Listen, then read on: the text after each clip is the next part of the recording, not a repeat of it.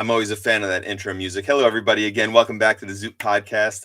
We have today a very special guest, someone who has been on Zoop now multiple times with campaigns. But before we get into that introduction, you can find us live every Wednesday at 6 p.m. Pacific time, streaming on YouTube. It'll be live on Facebook as well. You can catch us there. If you miss us live, the videos are going to live in perpetuity. You can also check out the audio version of this on Spotify or iTunes. Just search for the Zoop podcast and you can find us there. Most importantly, though, we do these podcasts so that we can promote the campaigns that are currently running. The campaign that we're promoting tonight, you can see along the Cryon. There's a QR code on the video. The link is in the description. It's in the show notes for the audio version. It's zoop.gg/c/skinhorse78. It's going to make sense in just a second because today we have our guest, Shaenon Garrity, here to promote Skin Horse, the reprints of volumes 7 and 8. Welcome to the show, Shaenon. Hi, thanks for having me. Thank you for doing it on such short notice. I know it was just like, hey, do you happen to be available in a couple days? Let's talk about the books on your podcast. Wow, I am a little bit tongue-tied here. Let's talk about your books on the Zoop podcast. Yes, let's talk about my podcast on the Zoop book. Yeah, that's fine. I'm around. Well, thank you again for doing this. And let's start just by, let's let people know that there are currently 12 volumes of Skin Horse. Yes. And that this campaign is because, well, you've actually sold out. Yes. Some of the volumes. First of all, congratulations on selling out. That's definitely awesome. Absolutely. And I know, and I have to ask a question strategy-wise, because you had either a campaign for 7 or 7 and 8, or 6 and 7 and 8 and 9, however you broke it up. And then on the campaigns afterwards, like for campaigns, for books 9 and 10, and then that we did with you 11 and 12, books 7 and 8 were still available again. Yes. So that's kind of has all contributed to, I guess, the sellout of volume 7 and 8. I basically sold out of 7 and 8 not long after the Zoop fund for volumes 11 and 12, the final volumes, because a lot of people were buying the previous volumes to go with that. So yeah, going into like the whole history of this, Skin Horse is a webcomic, a daily online comic strip that I did for about 12 years with Jeffrey Wells, who's my co-writer. We also had a colorist, Pancha Diaz, who is also the book designer on our book. So it's a whole team effort. I'm the co-writer and artist. Jeff is the co-writer, and honestly came up with a lot of the plotting, big idea stuff. And we put out print books of it. And the thing is that because this is such a long strip, it's now 12 volumes long, which means it is actually a little tricky to keep all 12 volumes in print. And this is something like, it's an issue with indie publishing all the time. I actually just did a write-up on Jeff Smith for Publishers Weekly. And one of the things that I was learning about that struck me was that they were like, Jeff Smith's the creator of Bone, and he and his wife, Vijaya Iyer, run Cartoon Books, which is their publisher. And they were like ahead of the curve, like back in the 90s, and making sure that there was always a collection of every volume of Bone available for print. That wasn't something that people really worried about in comics at the time. They let stuff go like in and out of print all the time. But they were really on the ball, and that is one of the big reasons that Bone ended up being like a staple of bookstores and libraries, and is like a perennial, like major seller in comics to this day. It's like, it's become what it's, it's gone from like an indie comic in the 90s, like the standard, like sort of middle grade graphic novels that's out there. And a lot of that has to do with them pioneering this idea that you always want to have books available so people can always go to the books, so new readers can discover the books, so like established readers can get back to them. So we want to do that. I'm trying to do that. That means I have to go back and reprint Skin Horse volumes 7 and 8. Sure. Get all 12 spectacular volumes. And yes, we did sort of run out of 7 and 8, or come very close to running out of 7 and 8 while we were fulfilling the 11 and 12 campaign last year, because people wanted the complete collection. Those were the last volumes, and that meant there was like a final, all 12 volumes could be acquired at once, which was very exciting for me and hopefully for readers. So, And that's why I'm doing the reprint now. have you reprinted any other volumes yet, or is 7 and 8 kind of the first ones to get the reprint? Yeah, we previously went out of print on volume 1. Volume 1's been on the second printing for a while now. Awesome. 7 and 8 were the first volumes where we started going with a smaller print run and doing 2 volumes at a time. Gotcha. So we did previously we did volume 1 as like one crowdfund campaign and published that at once, Sure. and then we did 2, and then we kind of got to the point where we were like there were so many strips out that we kind of had to like do 2 volumes at a time in order to keep up. And so we did 7 and 8 as a single crowdfund, and then 9 and 10, and then 11 and 12. So those ones are all double crowdfunds with like smaller print runs so that we could do 2 volumes at once. And that's why that's been the next 2 books to sell out. I have so many questions based on what you just said, by the way. I mean, the fact that this started from a daily webcomic, like, I mean, how much pressure was there to like never miss a day, or did you guys double up some days knowing like, oh, well, we're gonna go on vacation for a week, we need to have some like in the can to just kind of upload, while you or any of your creative partners are like not available? Well, fortunately, I'm a workaholic, and I like to have, we like to have a buffer going. Before Skin Horse, I did a comic called Narbonic, which was also a daily webcomic. That was like my first comic. And that one was just me. I was doing it all by myself. It took 6 years. And I kind of got used to the rhythm of doing a daily strip. It was a lot of work. When I finished Narbonic, I said that like I never wanted to if I ever did a daily strip again, it would be with somebody because I didn't want to do it solo again. And that's why I asked Jeff to write Skin Horse with me. Which took a lot of work off of my shoulders, but it also does mean that we frequently didn't have as much of a buffer because it kind of takes longer to put it all together when we have 2 people working together to like develop the plots and write the dialogue and everything. Plus, we started doing color strips. Narbonic was always in black and white except for like Sunday features and illustrations. Skin Horse, we switched to black and white partway through with Pancha doing the coloring, and that meant we had like a whole procedure. We had to do, Jeff was writing scripts, and then I was drawing, and then Pancha was coloring and uploading, and then we were uploading the strips and then putting them together in a book. So yeah, it was a lot of work. I can't believe we did it for 12 years. The only time I missed updating was during the when I had a baby. I took a 3 months. How dare you? How dare you? Yes, when I had my son Robin, I took 3 months maternity leave, and we got Jeff very kindly lined up like guest artists to do strips for that period. That's cool. And other than that, yeah, we kind of just kept on going. I do sometimes like have anxiety dreams where I think that I've like forgotten to update Skin Horse. Oh no. Or Narbonic, but it's over now, so I'm not doing that. I'm doing other things. I'm doing other comics things that have other deadlines. But yeah, I kind of gotten used to doing a daily. I just got into the rhythm of it. It is amazing how much more time I have now that I'm not trying. Did you ever go into print on Narbonic?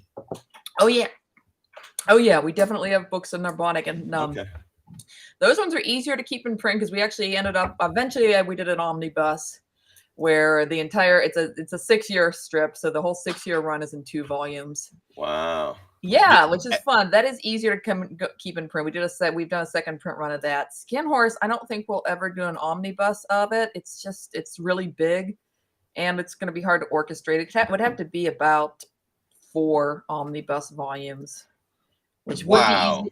I know, right? It's enormous, which would be, it would be easier to keep 4 books in print than to keep 12 books in print, but still pretty hard. And also, I'd have to wait for a bunch of stuff to go out of print at once. So I don't know if we'll ever do like a big chunky edition of Skin Horse like we did for Narbonic. But yes, Narbonic is available. Skin Horse is available. I have some I have some Narbonic spin-off books I did at one point, little ones. Oh wow! And they are all. Thank you for so conveniently bringing it up so we can mention that these are all available as add-ons on the Zoop campaign, which is a nice feature which is a feature I like on the Zoop, by the way. We've got a nice little selection of just like a library of books that people can add on to their pledge. Plug. I like it. You bet. Wait, so where were these webcomics available? Were they webtoon tapas, or this was before sort of like On all the that took web, off? And yes, it was yeah, ancient time. These are in the ancient times when, Penny Arcade. yeah, well, yes, actually, around that time, yeah. These were in the ancient days when webcomics were on websites. Even Skin Horse was just on a. Actually, well, I do want to see actually how old is Penny Arcade? 1998. Yeah, Narbonic. My first strip launched in 2000. Okay. And actually, the websites are still up. I mean, Narbonic is, you can read the whole thing on Oh, narbonic.com, cool. and you can read Skin Horse on skin-horse.com. It also runs on Go Comics. Oh, very nice. And I Yeah, have and so I have to ask. I feel like yeah. we've discussed this before, and I remember your explanation. But if you can share with people listening, where does the name Skin Horse come from? Because it's It's a terrible name. Sometimes I'm really good at naming things, and sometimes I'm really bad at naming things.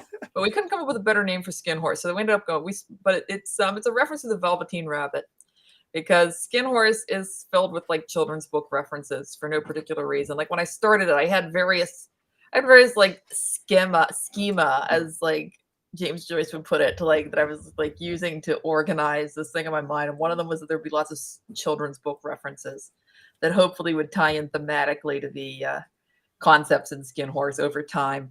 And the Velveteen Rabbit is kind of one of the central ones. And the Skin Horse is like this, I guess it's a rocking horse or a hobby horse. I don't know, but it's one of the toys in the story, The Velveteen Rabbit, that explains to the Velveteen Rabbit how he can become real. Are there other children's stories that you can mention that are kind of interlaced throughout the different volumes? Oh, tons. They come all like a lot of the characters are like children name. A lot of the characters have names that are children's book references of some kind. Like I should probably back up and explain what this strip is actually about. Let's do that.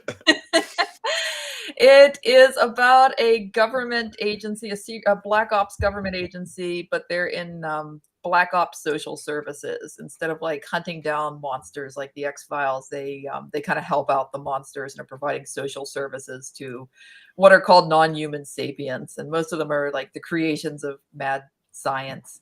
There's like robots and beast people and AIs and zombies and things like that. And there's like a little team that sort of tries to help them out with their personal problems, and is mostly made up of non-human sapients themselves. There's one human staff member. His name is Tip, and he is human. He is a cross-dresser. He's a lifestyle cross-dresser, but otherwise he's a pretty normal human guy. And he is named after Ozma of Oz. Because Ozma in the Oz books are amazing, by the way. If you haven't read the original books, they're totally bizarre. I haven't actually. Yeah.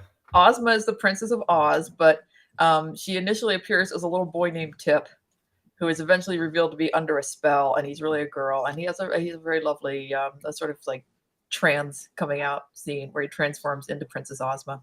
Wow. This all happens in the books. I'm not even kidding. And so Tip is named after Ozma. There's one of the other staff members is a dog, a talking dog named Sweetheart.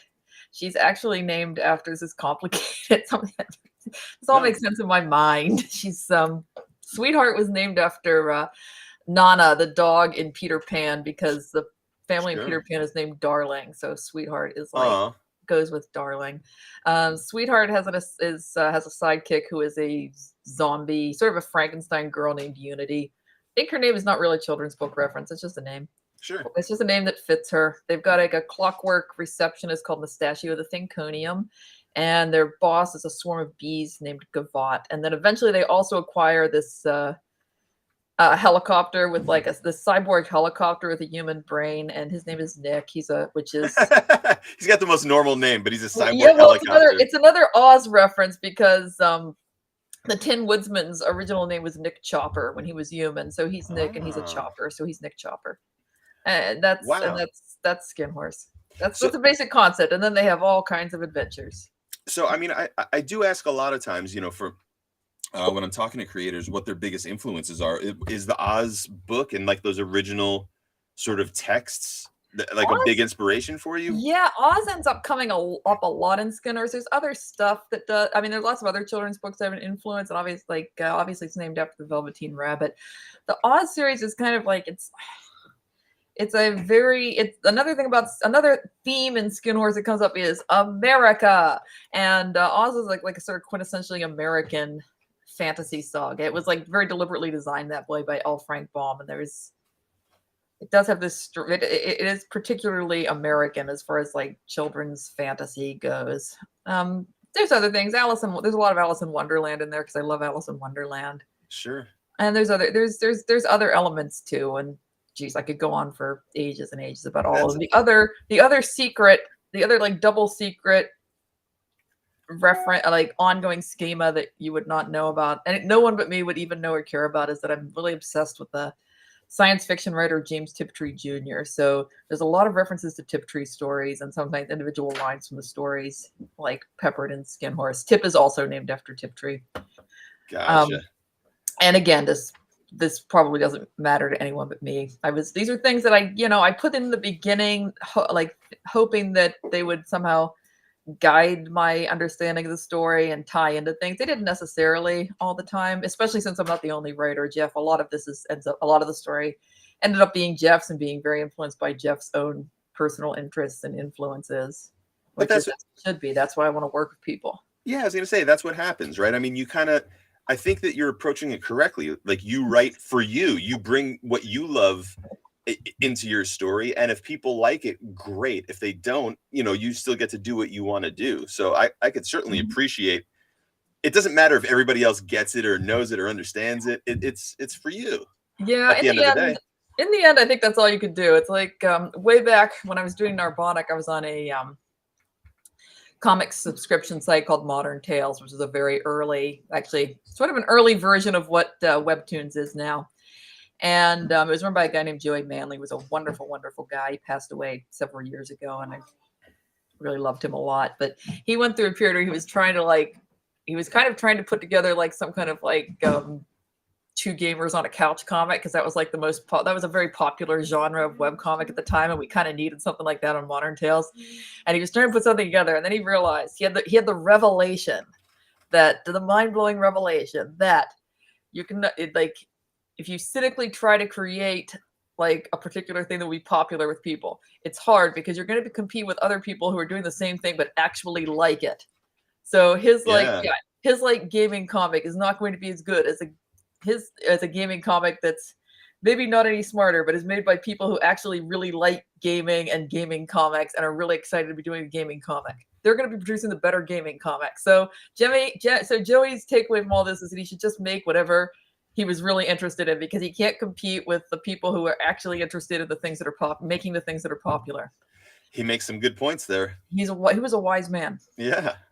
You would also mention a wise and perpetually broke man. I learned a lot from him. You had also mentioned that you're currently busy now with a lot of comic stuff. Is there anything that you can share and reveal? Thank you so much for letting me plug things. Yeah, please. I've been doing more writing graphic novels, which is really fun. So my day job is also in comics. I'm like a freelance editor and localizer for manga for Viz Media. So I work on a lot of manga. Do you speak Japanese? No, I'm completely unqualified for this job. Oh, it's ridiculous. I'm just very good at writing, and very nerdy. How do you translate then? I don't. I do the editing and localizing. We have a translator. We have an editor, we have a letterer, and I'm coordinating, and a designer. And, I'm coordinating, as an editor, I'm coordinating the work of all these people. So but when you say you're doing the localization, to me, that means that you're doing the translation from Japanese into English. That means I'm rewriting the translation, because. So somebody else translates, gives it to you, and you put it into sort of. Yeah, we don't do that for speakable language. Yeah, we don't always do that. We don't do that for all the titles, but it's nice to be able to do, because Japanese is radically different from English. I do not speak Japanese. I've worked in it enough that I kind of understand where the underlying structure behind the translations and everything. And it's a very different language. It's often hard to create a translation that's very readable and pleasant, and hopefully captures the mood of the original material. So I do that sort of thing, but also do editing. Yeah. If it's it's translated and it comes back and the prepositions are all in the wrong places or something, and you have to be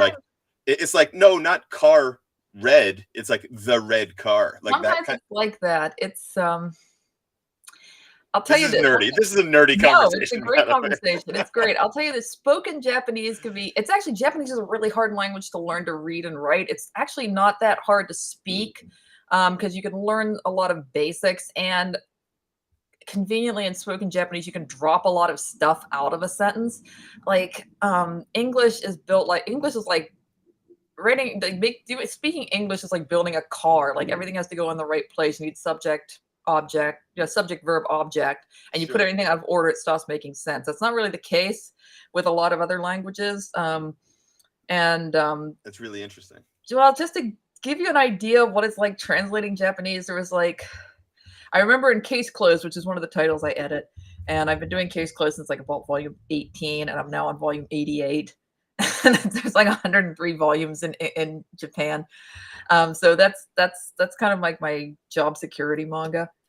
But anyway, on Case Closed, there was like one scene where someone looked in a car window at like a little girl, and I remember reading like a fan translation of this scanlation, and they had translated what the character says when they see this little girl as she's wearing a red jacket, when what they really wanted is she has strawberry blonde hair. So how did they go from jacket to hair? Like because hair? The actual dialogue was just something like "akai desu," just it's red, okay, or literally red is. And if you're Japanese, and you're used to speaking like conversational Japanese, then everything else gets filled in like context. So then you fill in what they're talking about. It's literally just object verb, and then you can fill, that's all you do, you can fill everything else in. So it can be really tough to turn this into something that makes sense and also sounds good in English. But the translators are generally very good. It's fun to work on. That's a very specialized skill, it sounds like. I've been doing this for like 20 years now, and it's wow. Fun. Yeah, I know. Well, yeah, actually I've been at Viz for a long time. I came out to California in the first place because I was had an internship at the Cartoon Art Museum in San Francisco, and then I got like a receptionist job at Viz to like pay for the internship because it was unpaid, and it was like a 2-week gig, and I'm kind of still working for them 23 years later. That's like one of the longest tenures in comics, it sounds like. It didn't. It's like one of the longest tenures in like a job. Nobody has lifelong jobs anymore. But I like, and I am a freelancer. I'm not in the office. I'm just taking whatever work is available. Sure. But I'm doing okay. So that's my day job, and then I've also been writing graphic novels. I wrote a YA graphic novel called The Dire Days of Willowweep Manor, which is drawn by Chris Baldwin, who's another old school webcomics cartoonist. And he's very good. We're now working on a sequel for it. I've written it, now he's drawing it. The sequel will be called The Nefarious Nights of Willowweep Manor. Oh, are they through a publisher? Are you self-publishing? Yeah, they're from Simon and Schuster, from an imprint. Wow. It's an imprint of Simon and Schuster. Yeah, I've got another. Cool. Yeah, I've got another book in the pipeline, and I have absolutely no idea when that's coming out. And then there's a couple others I'm trying to sell at the moment. I'm always trying to pitch books because it's a lot of fun writing these. Sure.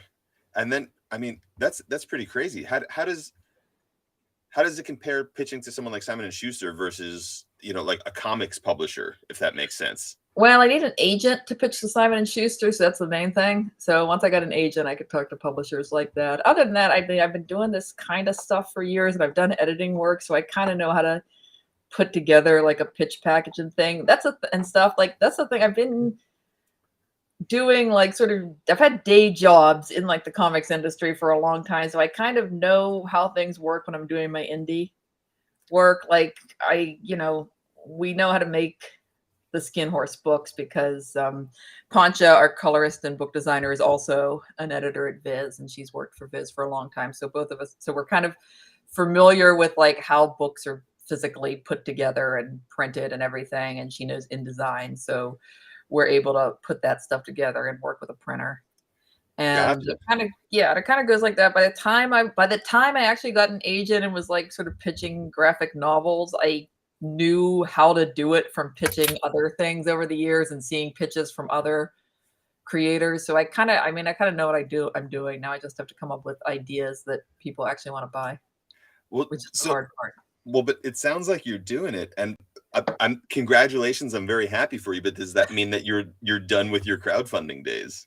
No, because I got to keep putting Skin Horse books out, Sure. and I mean, yeah, I'm still doing the Skin Horse books, and I'm I, in another book that's getting crowdfunded on Zoop pretty soon. I've got a story in oh, the Stardust the Super Wizard anthology. yay! Yeah, Yes, it that should be one's gonna be launching very cool. soon.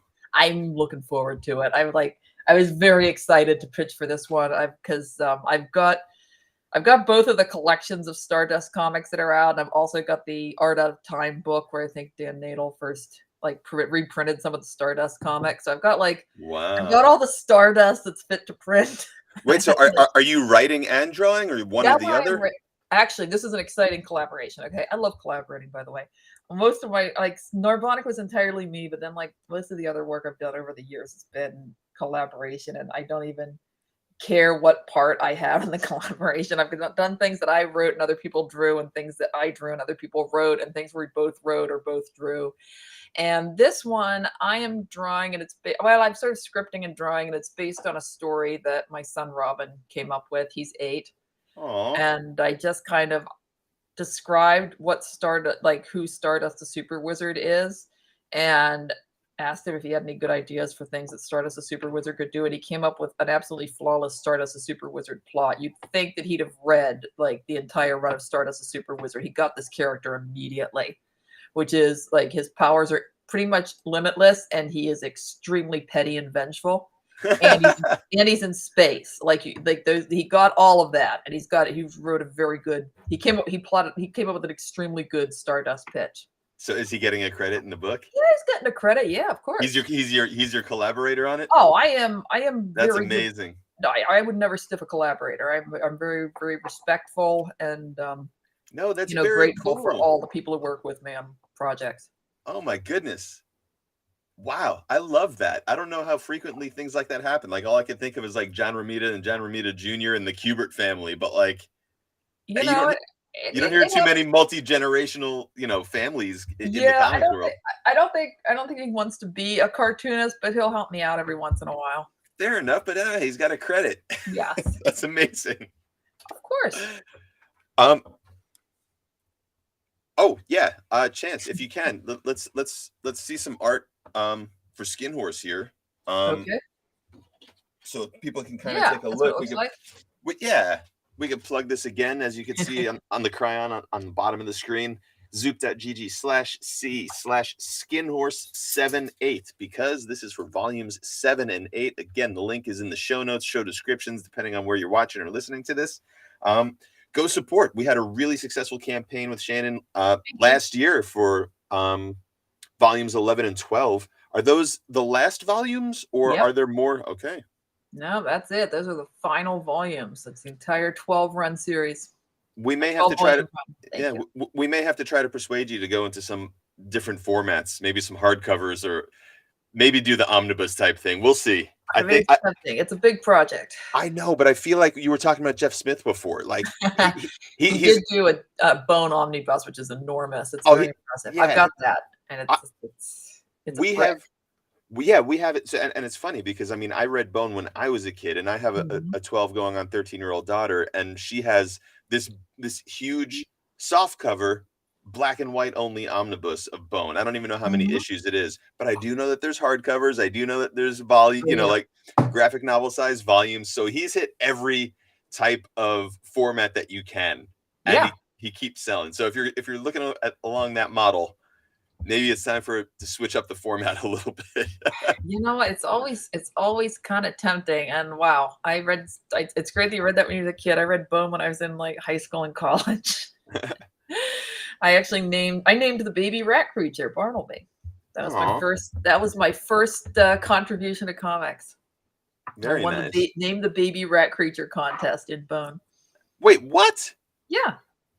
Holy cow. I know. It's exciting. Wow. That's a kind of cool little claim to fame there. That's it. That's still the most important thing I've done in comics. Well, the rat creature's name. Wow. Yeah. Well, thank you. You're welcome. From generations of comic readers, we all thank you. Well, I mean, my kid's read Bone too. He's got all the Bone books. He's got all the ones in color from Scholastic now. That's crazy. Before we wrap up, I kind of do ask people. people the same couple of questions. Okay, good. Well, number one, who would your dream collaborator be? Wow, I've worked with some of my dream collaborators already. I was very excited to work with Chris on um, Willowweep Manor. It was like I love. He was one of the first cartoonists I ever read. He did a strip called Bruno like a million years ago, and was one of the first webcomics guys who could actually draw, which was exciting. And we've been talking about doing this for ages. I worked with Tom Hart on a comic once, and Tom Hart is one of my sort of indie comics heroes. So I don't know. There is some, and there's an artist I want to work with. There's artists I'm talking to right now that I really would love to work with. There's lots of. We'll keep that under wraps. You don't have to I reveal. No, I can't. It's all deep, dark secrets. I know. I would say that I have talked.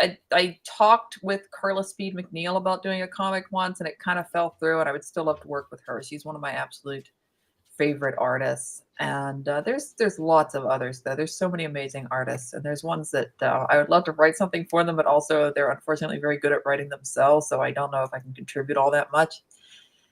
But yeah, there's some good ones. There's a lot of good ones. It's a good list. And then, but also my like what I draw what I write would change depending on who I was writing for. That's very fair though, right? Yeah. I mean, that's how it should be. The other question is, what's your desert island run? If you were stranded on a desert island, like what's one book or series or run that you would have to have above everything else? Dykes to Watch Out For by Alison Bechdel. That's one of my all-time favorite comics, and it's probably the one that I've reread the most. So I go back to that one a lot. I really like the characters. I like following them through their lives, and I like obsessively collected these books back when it was not that easy to find all of the little collections from the small press that was putting them out. Sure. And that would probably be my desert island. If I could only pick one run of comics, then it's that. Other than that, or else Ernie Pook's comic by Linda Berry, which is my other go-to one. Nice. Mm-hmm. I'm not gonna.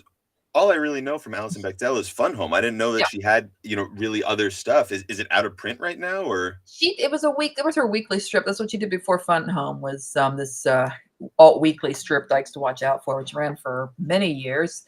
And I think she was still doing it for a while around the time she was doing Fun Home. But I love the alt weekly era was a really great era of like sort of brainy comics and experimental comic strips, and it's like some of that energy went into web comics as the alt weeklies started to die off. But it was a really great place for weird experimental alternative cartoonists to get paid, which is always very difficult. And Ernie Pook's comic comes out of that background too. So those are kind of my two favorites, and those are the ones that I would probably just take a big collection onto a desert island to read.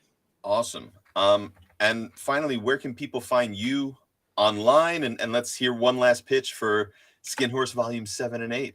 Okay, well, Skin Horse Volume 7 and 8 will allow us to make the entire epic of Skin Horse available to the reading public once again. And it's two great books on their own. And you can also get all the other books and all the other Skin Horse books and even the Narbonic books through the campaign as add-ons and as package deals and stuff. So package tiers. So there's really no reason not to go on there and get a whole bunch of Skin Horse books, and also Narbonic books if you want those too, because those are also good. And I'm just going to chime in. Signed books, sketched books. They're signed. Sketches. Yeah. I don't know about how far we're going, commissions or whatever, but I know there are drawings that Shaenon can do, and we'll be happy to do should you pay her money for them. So yes, I will do at a bunch of tiers. I will do character sketches, and I will draw any character you like, which I probably shouldn't say because it says on the site that that I'll just do characters from Skin Horse, but then people ask for other things, and I end up drawing them because I don't want to disappoint people, which is how I end up drawing I did fan art for the novel Ridley Walker last time, which was very exciting for Russell Hoban's post-apocalyptic novel Ridley Walker, which is written entirely in a future dialect. So I did that. That was a good one. But anyway, so yeah, I do character sketches. Original, you can get original strip art Ooh. as well, which is great because and a very affordable way to get into the original art market, which is very exciting. And on social media, okay, first of all, I have a website. It's the great thing about having like a weird name that my parents just made up when they were drunk is that I'm very easy Yes. to find on the internet. I'm just Shaenon, and I'm the only really constantly online Shaenon. So I have Shaenon.com. Skin Horse is on skin-horse.com. I'm Shaenon Garrity on Twitter and Shaenon Garrity on Tumblr. And I think I'm not on Facebook much, but I'm just Shaenon on Facebook. Twitter was actually the first place I ever went on the internet where I couldn't just register as Shaenon because there was some other Shaenon already there, and I don't like her. Boo. I don't like her. If I ever meet her, like it's gonna be bad. Damn.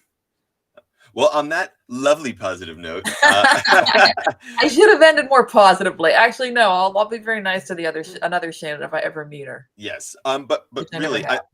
but we appreciate you coming on. People buy the book. It's gonna be lovely, wonderful, and again, you could buy every volume. So even though Yeah. these are the books in the middle, every volume is available. Should you want to read the entire story, it is there. Reach out. Hello at We Are Zoop if you have any questions, or excuse me, hello at wearezoop.com for any questions about the campaign. We're happy to talk, chat, answer any questions. Yeah, come please support. And Shaenon, thank you so much. Wonderful to see you again. Oh, it's great to see you. Are you going to be at like San Diego this year? We will. I Yourself? will too. So everybody come say hi to me there too this summer. Absolutely. All right, Chance, we're out, man. Thank All you. right. Thanks so much.